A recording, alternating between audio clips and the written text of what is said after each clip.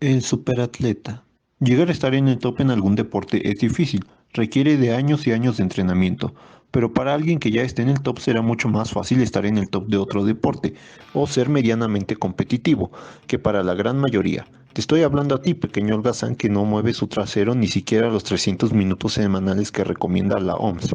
Incluso tenemos casos de éxito como el histórico Bob Hayes, campeón olímpico en atletismo, que no conforme con eso ganó un Super Bowl con los Dallas Cowboys, o Christian Rottenborger, mujer alemana ganadora de 2 medallas de oro en patinaje de velocidad y una de plata en ciclismo de pista. Pero todos sabemos que no todo es miel sobre hojuelas.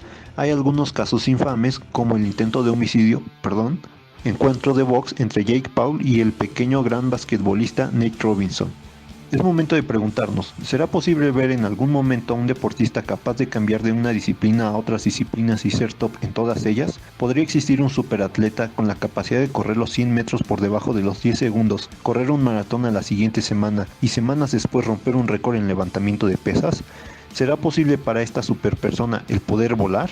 Muchas preguntas, pero la verdadera pregunta es, ¿dónde está McQueen? Trataremos de responder estas preguntas enfocándonos en el punto de vista biológico, químico y principalmente físico, buscando verlo de acuerdo a física de fluidos, ver un poco de biofísica de la circulación y respiración. Veremos el equilibrio ácido-base, biomecánica y la biofísica del entrenamiento deportivo. Biomecánica. Tanto en la vida como en los deportes es indispensable tener un buen equilibrio. Llega a ser clave en muchos momentos, pero no lo digo yo, lo dice la ciencia. En concreto, el doctor Jürgen Weineck. Las habilidades de coordinación son las más importantes y determinantes en un campo de fútbol. El estudio del cuerpo humano y su estabilidad involucra aspectos neurológicos y mecánicos. Hay dos condiciones de equilibrio, la primera y la segunda. La primera dice que la suma de todas las fuerzas en un cuerpo debe de ser cero, mientras que la segunda establece que la velocidad angular debe mantenerse constante. Por ejemplo, al dar una vuelta en una bicicleta tu cuerpo se inclina pero no te caes. Tenemos tres situaciones, estáticas, cinéticas y dinámicas. En condiciones estáticas, la suma de fuerzas actuando sobre nosotros se hace cero. Se dice que estamos en equilibrio si al trazar una línea perpendicular al suelo, esta línea está dentro de la base de sustentación, que es el área donde se encuentran los puntos de apoyos más extremos. En condiciones cinéticas ocurre casi lo mismo que en el caso estático, solo que el cuerpo está en movimiento rectilíneo y uniforme, por lo que tenemos un poco de libertad para que nuestro centro de gravedad salga de la base de sustentación, pues si se hace por un periodo breve de tiempo y sin alejarnos mucho, no azotaremos. Sin embargo, en algunos deportes habrá situaciones en las que si no contamos con la velocidad y fuerza suficientes no podremos aterrizar en la nueva base de sustentación. Eso potencialmente puede causar una caída, o al menos un desequilibrio y hacernos perder concentración para regresar a una posición o movimiento en el que estamos equilibrados. Finalmente tenemos el equilibrio dinámico, que es en el que intervienen fuerzas inerciales. Así que otra característica que buscaremos en nuestro superatleta es que tenga un buen equilibrio. ¿Pero cómo lograr esto? No es ningún secreto que para estar en el top nuestro superatleta va a vivir gran parte de su vida entrenando. Una buena idea sería que dedique parte de ese tiempo al entrenamiento en superficies inestables, enfocándose en mejorar la estabilidad. Al realizar entrenamiento enfocado en mejorar el balance se pueden obtener grandes mejoras en este y en la propiocepción, lo cual tiene un impacto en la reducción de accidentes como caídas y en el mejoramiento del performance en acciones que involucren fuerza, poder o correr. Otra forma de mejorar la estabilidad es entrenando los músculos del core, pues estos tienen una íntima relación con la postura y en la distribución y absorción de fuerzas. Además, ¿quién no quiere deleitar a las muchachas con un abdomen marcado como el del bicho? Muy bien, ya tenemos un abdomen duro como roca, con lo cual tenemos mucha estabilidad, más que tú en tu última relación. Podría ser el momento adecuado para probar a nuestro atleta en uno de los deportes más exigentes de equilibrio, el ballet. Esto lo podemos ver por ejemplo para uno de sus movimientos más crazy, el pirouette, donde se tiene una base de sustentación bastante pequeña, por lo que no hay mucha libertad en la posición de las piernas, ya que si están lejos del eje de rotación el centro de gravedad se puede desviar, mientras que tenerlas muy cerca aumenta la velocidad del giro y esto a su vez incrementa el riesgo de desequilibrio.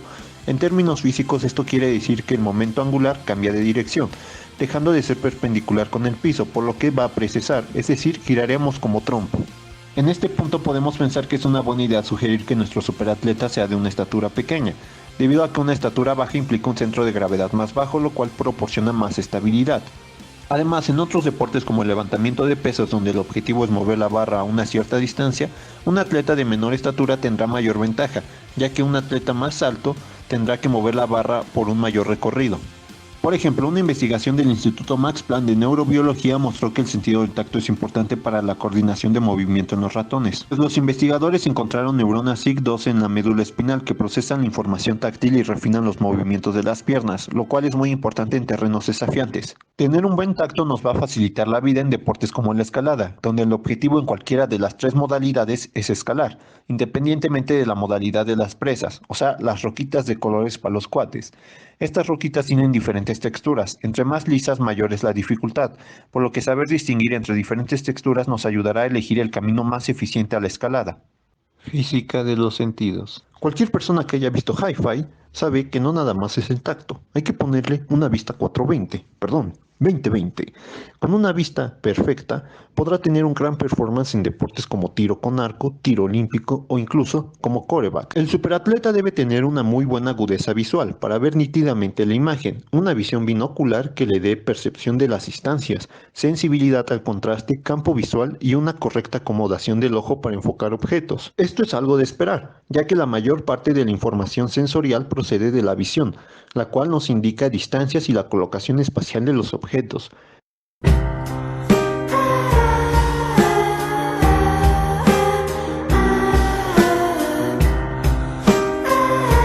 De hecho, representa entre el 80 y 85% de la información recibida de nuestro entorno por el cerebro. Además, tengamos en cuenta que la mayor parte de las respuestas en los deportes son una réplica de la percepción visual.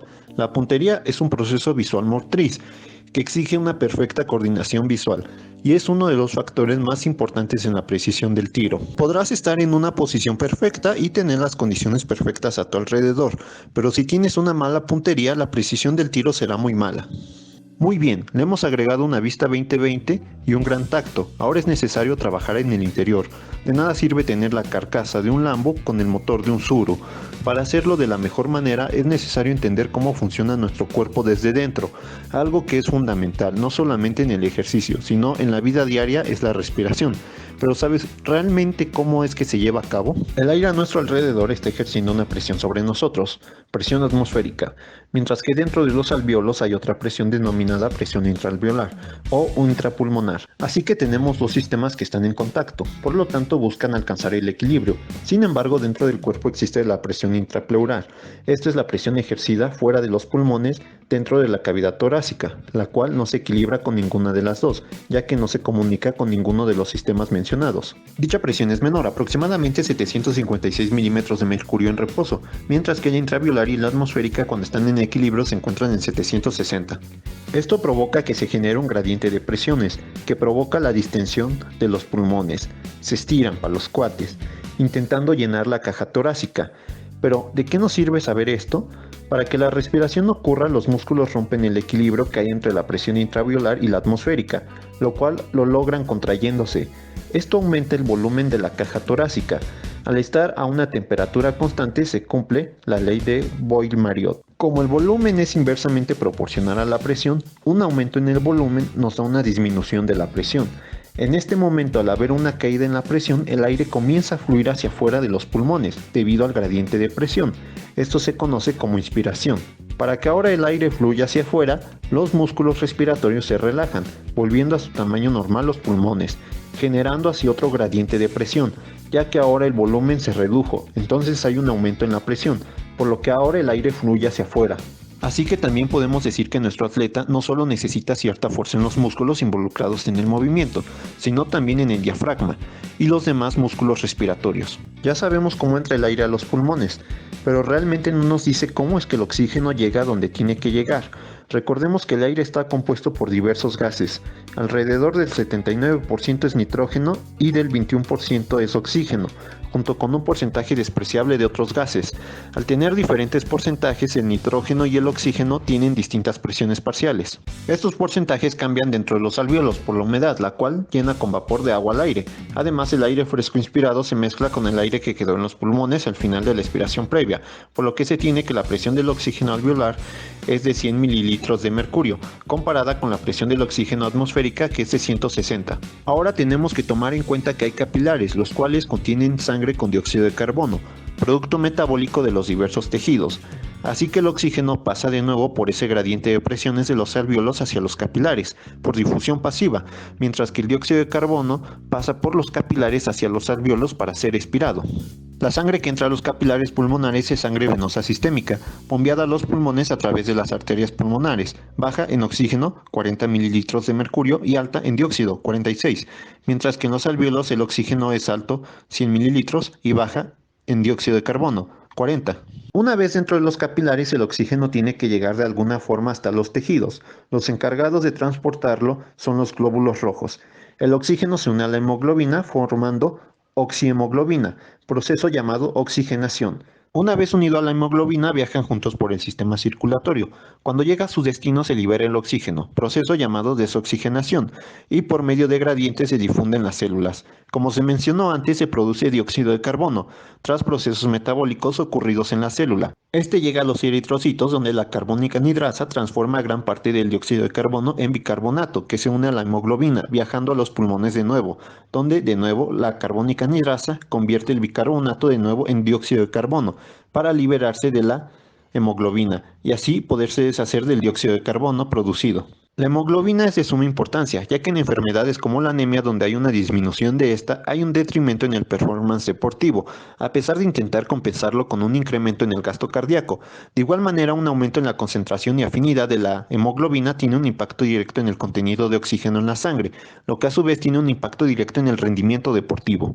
Por ejemplo, una alta afinidad en oxihemoglobina favorece el abastecimiento de oxígeno en los pulmones, ayudando a sobrevivir en condiciones de hipoxia, mientras que una afinidad baja favorece la liberación de oxígeno para participar en la fosforilación oxidativa, lo cual es útil en actividades que requieren una elevada cantidad de ATP como en el ejercicio físico.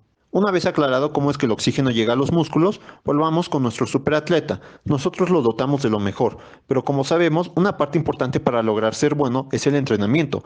Largas intensas sesiones de entrenamiento harán que el cuerpo genere varios desechos debido al metabolismo, los cuales son liberados en la sangre y modifican sus características. En condiciones normales, el pH sanguíneo normalmente se mantiene en 7.4. Sin embargo, las reacciones metabólicas que se presentan en los seres humanos generan grandes productos de carácter ácido, pero el cuerpo puede con esto y más, evitando grandes cambios en la concentración de hidrogeniones, gracias a la presencia de amortiguadores fisiológicos, ya que estos hacen que el pH se mantenga muy próximo a los valores de reposo, incluso al realizar ejercicio de alta intensidad.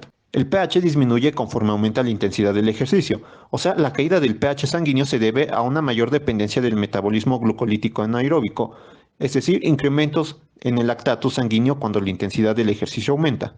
Es en ese momento cuando el sistema respiratorio entra en acción, encargándose del ajuste del equilibrio ácido-base del organismo durante y después del ejercicio. Los iones del hidrógeno reaccionan con bicarbonato formando agua y dióxido de carbono. La acción compensadora respiratoria se encarga de eliminar el dióxido de carbono por medio de hiperventilación, es decir, aumentos en la actividad respiratoria para poder eliminar el exceso de dióxido de carbono. Dicha eliminación es un sistema amortiguador, que se vuelve insuficiente cuando la intensidad del ejercicio llega a determinados niveles, por lo que no se puede evitar la acidosis metabólica.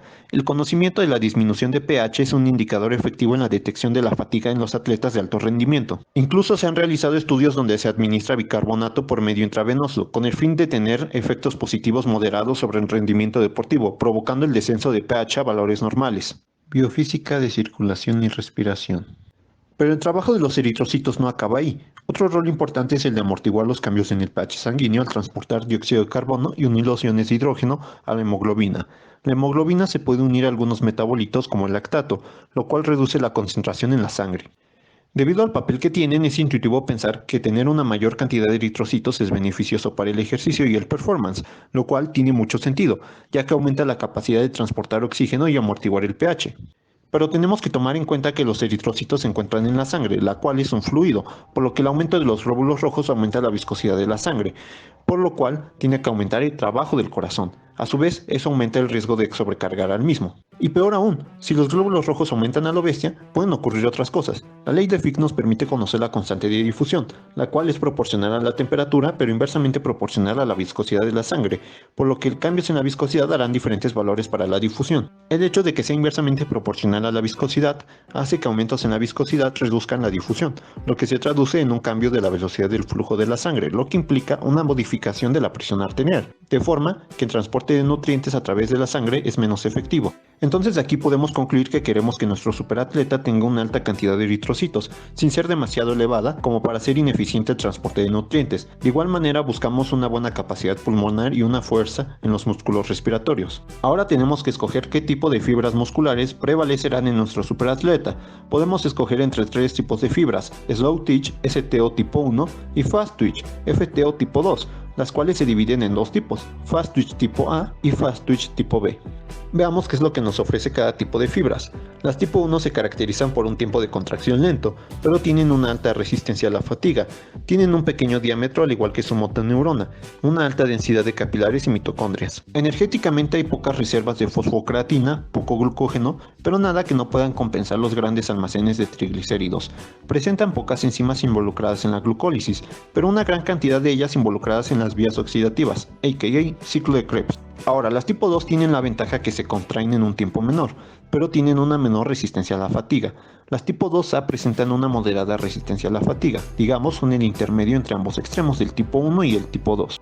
Su diámetro y motoneurona tienen un gran tamaño, una alta densidad de mitocondrias, una densidad de capilares y mioglobina media. Tienen una gran cantidad de fosfocreatina y glucógeno, pero un nivel medio en los almacenes de triglicéridos. Cuentan a su disposición enzimas glucolíticas y oxidativas, ambas en gran cantidad. Son usadas principalmente en eventos como los 400 metros. Las tipo 2B son poco resistentes a la fatiga, pero son capaces de producir muchísima fuerza, lo cual es útil para el sprinting o el lanzamiento de bala. Son más poderosas que las ST, tienen una gran motoneurona y un gran diámetro, pero una baja densidad mitocondrial de capilares y de contenido de mioglobina. Además, son ricas en PCR y glucógeno, bajas en triglicéridos y contienen muchísimas enzimas glucolíticas. Pero no todo es blanco y negro, ya que trabajan juntas con un gran equipo. Las fibras ST siempre son las primeras en ser reclutadas en movimientos de intensidad leve, pueden ser las únicas requeridas. Conforme aumenta la intensidad del movimiento se van reclutando las demás fibras, primero las tipo 2A y finalmente las 2B.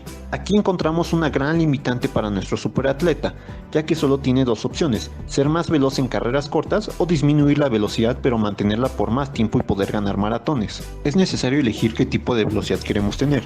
Podemos escoger ser veloces como André Dugras y correr a la par de Usain Bolt, pero no podremos mantenernos corriendo al lado de Yusha Cheptegei o Eliud Pulso por mucho tiempo. Eliud Kipchoge.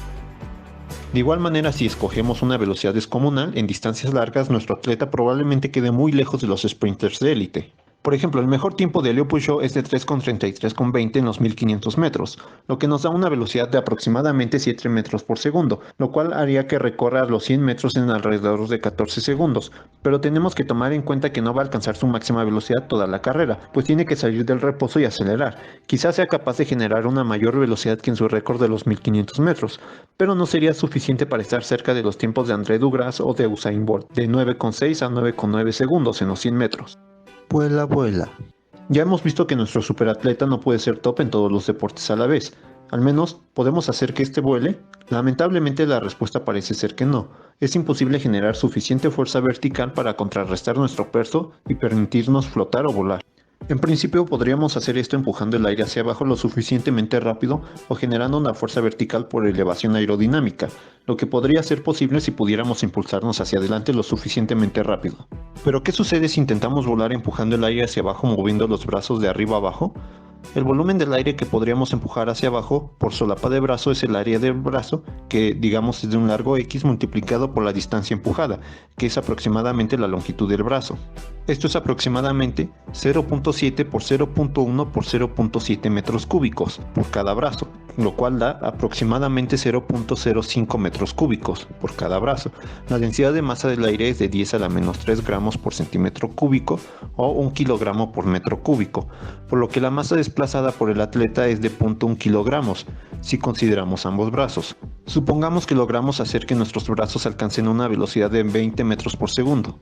Si batimos nuestros brazos 3 veces por segundo, el cambio en el impulso del aire movido por unidad de tiempo sería 0.1 kilogramos por 20 metros por segundo por 3 en 3 segundos, lo cual son 6 newtons, asumiendo que el aire no se mueve cuando nuestros brazos vuelven a sus posiciones iniciales al final de cada solapa. Si consideramos una persona de 70 kilogramos, tendremos que hay un peso de alrededor de 700 newtons. Vemos que la fuerza no es suficiente para levantarla. Entonces supongamos que nuestra superstar nació en Chernobyl y por ende tiene unas alas livianas que aumentarían el área efectiva del aleteo a 2 metros cuadrados, o 1 metro por cada ala, por lo que el volumen del aire que moveríamos sería de 2 metros cúbicos, entonces generaríamos una fuerza ascendente de 120 newtons, por lo que la fuerza vertical para contrarrestar la gravedad y volar, o al menos flotar, seguirá siendo demasiado baja. Así que tristemente no podemos volar ni ser los más rápidos en todas las pruebas, por lo que parece ser que el superatleta no es más que un cuento para niños, aunque no hay que ponerse triste si se quería ser uno, pues se podría destacar en buena medida en deportes que requieran habilidades similares, por ejemplo aquellos que solo requieran velocidades altas en tiempos cercanos, o aquellos que solo requieran fuerzas explosivas. Sin más que decir, nos despedimos. En la descripción dejaremos las fuentes para lecturas complementarias.